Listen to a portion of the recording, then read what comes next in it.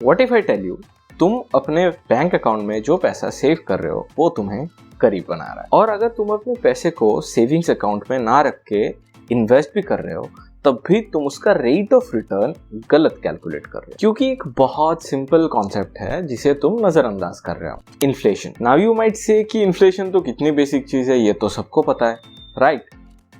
Wrong. It turns out कि inflation का definition तो सबको पता है, लेकिन उसका जो एक्चुअल इम्पैक्ट होता है उसे ठीक से जज नहीं कर पाते लोग। देखो, मैं स्टॉक्स और म्यूचुअल फंड्स जैसी चीजों पे वीडियोस तो बना दूंगा, लेकिन अगर तुमने इन्फ्लेशन को ठीक से नहीं समझा तो तुम कंपाउंडिंग नहीं समझ पाओगे, और अगर तुम कंपाउंडिंग नहीं समझ पाए तो बाकी कुछ ठीक से समझ नहीं आएगा। तो इन्फ्लेशन आखिर है क्या?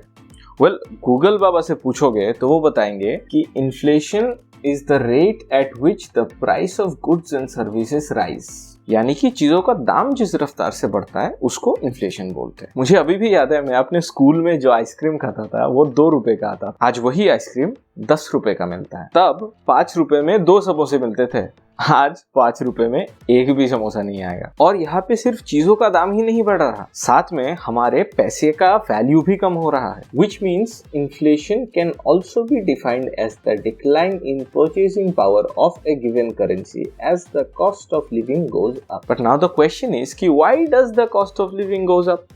चीजों के दाम आखिर बढ़ते क्यों हैं? वेल, मेजरली 2 कारणों से, और इसीलिए इन्फ्लेशन भी मेजरली 2 तरह का ही होता है, कॉस्ट पुश, डिमांड पुल।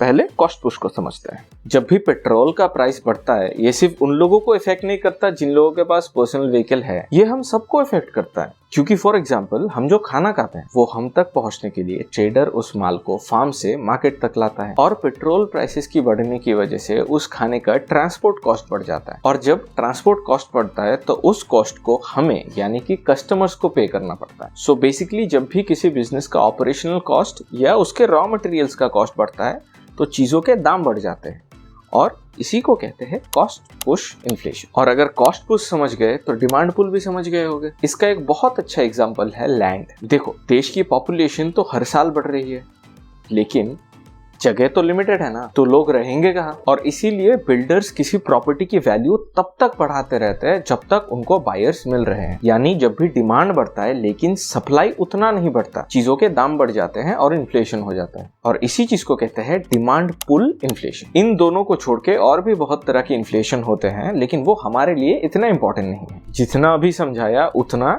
काफी है। नाउ लेट्स अंडरस्टैंड कि इन्फ्लेशन हमारे सेविंग्स और इन्वेस्टमेंट्स को कैसे इफेक्ट करता है। वेल, अलग अलग कंट्रीज का इन्फ्लेशन अलग अलग होता है, और किसी भी कंट्री का इन्फ्लेशन हर साल सेम नहीं होता, वो चेंज होता रहता है। इंडिया का एवरेज रेट ऑफ इन्फ्लेशन 6% का है, यानी जो चीज इस साल 100 रुपए में मिल रहा है वही चीज अगले साल 106 रुपए में मिलेगी। और तुम्हारा सेविंग्स अकाउंट तुम्हें कितना इंटरेस्ट देता है?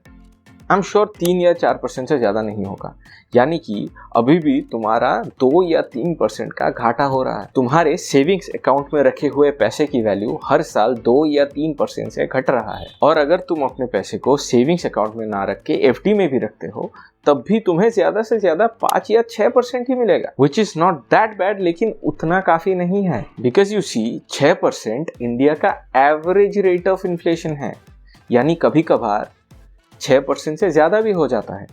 तब क्या करोगे? तो FD is not enough. Just saving your money is not enough. You have to invest. Invest in places that can defeat inflation, जैसे कि stocks, mutual funds, gold bonds, corporate bonds, government bonds, etc. इन सारे topics पर भी detail video बहुत जल्द आ रहा है। तो अगर तुम्हें ऐसे इंसाइटफुल और ऑथेंटिक वीडियोस पसंद आते हैं तो जाओ जाके ये वाला वीडियो देखो। I'll see you there.